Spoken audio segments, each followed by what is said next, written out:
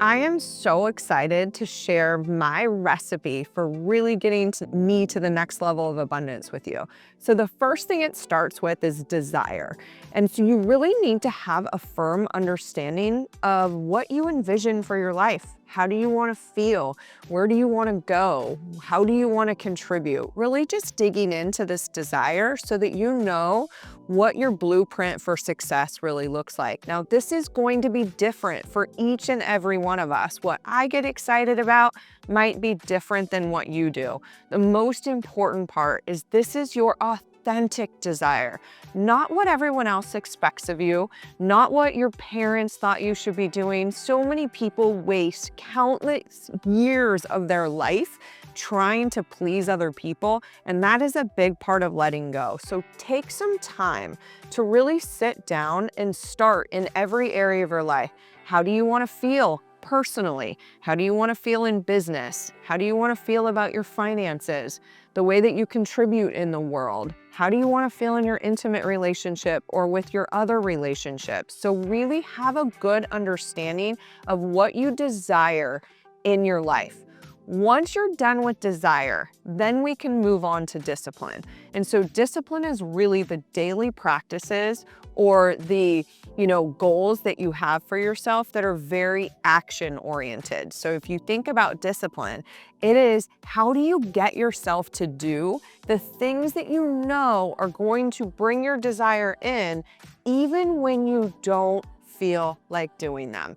And this is where a lot of us self-sabotage, is that we have a great big vision or desire for our life, and then we're unwilling to do the little tiny things each and every day that are going to get us there. Some of my disciplines that I literally just live by are I start every morning with a morning ritual. Every morning, 365 days. It doesn't matter if I have a 6 a.m. flight or something happened the night before, something's going on.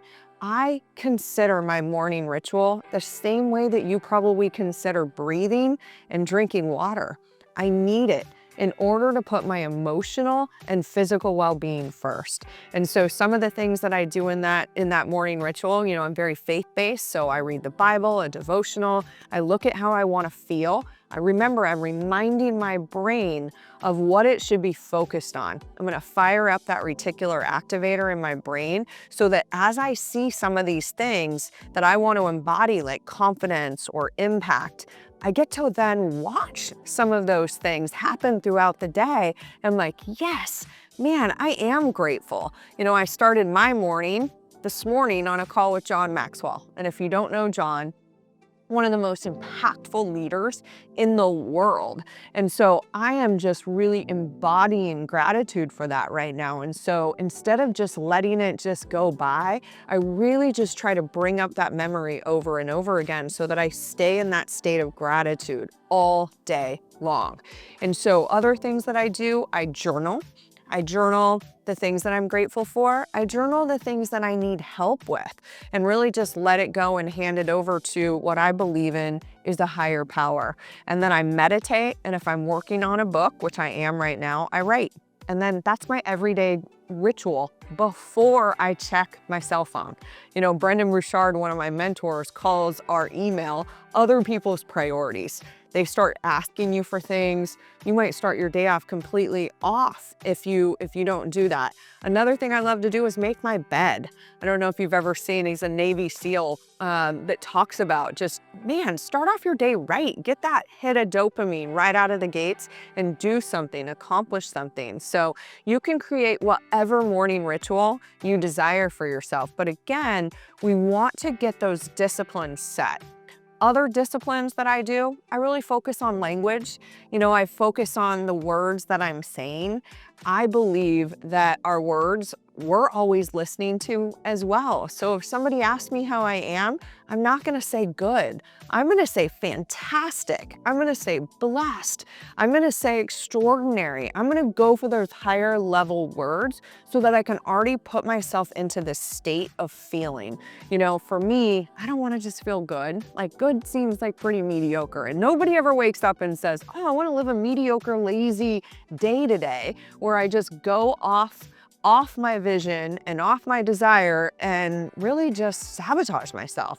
Yet so many people do that because we aren't conscious enough to stay present with our desires. And that's why we want to just add in that element of discipline. I've got tools for you as well that you're going to be able to have access to that are going to allow you to set some of those goals for yourself. So I take goals, I chunk them into 3 months, and then I also move them onto the dailies, the things that I need to do each and every day. Things like hydrate, sleep, eat healthy, make sure that my finances are in check. So these disciplines are gonna far surpass just what you want to accomplish personally. There are also disciplines about how do you choose where to spend money.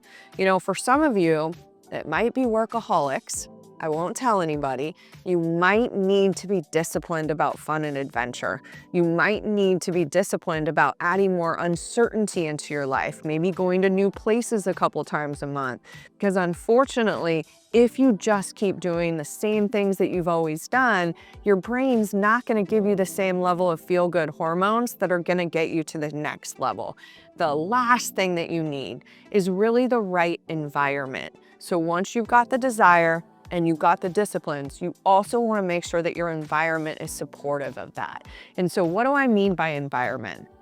Number one, who you are being on the inside is what's going to create success on the outside. So have you created a healthy environment for yourself?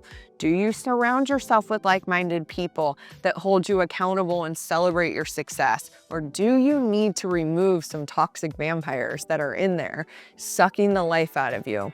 Energy is one of the most important things that you can be disciplined around, and your environment has a massive impact on your energy level. So you really want to just do an energy audit is what I call it, and just start to look at the things that you do day in and day out that might be taking away energy instead of giving you energy. You know, you want to make sure every day that you're doing those things like exercising and putting yourself into, you know, a peaceful situation. If you're watching the news every day, it's going to be really hard to stay in joy, right? It's not often that they start celebrating all of the amazing things that are going on in the world. So again, I just want you to take a look at your environment and start to maybe create some disciplines around that too. You know, tune in with yourself and really ask yourself, like, do I love hanging out with these people, or am I just doing it because it's what I've always done? You know, I'm not asking you to turn your whole life upside down, but if you want to get into really authentic abundance where you step into your worth, you need to start taking control, again, of what you desire, what disciplines are going to get you there, and then the environment that you're in. We'll catch you on the next episode.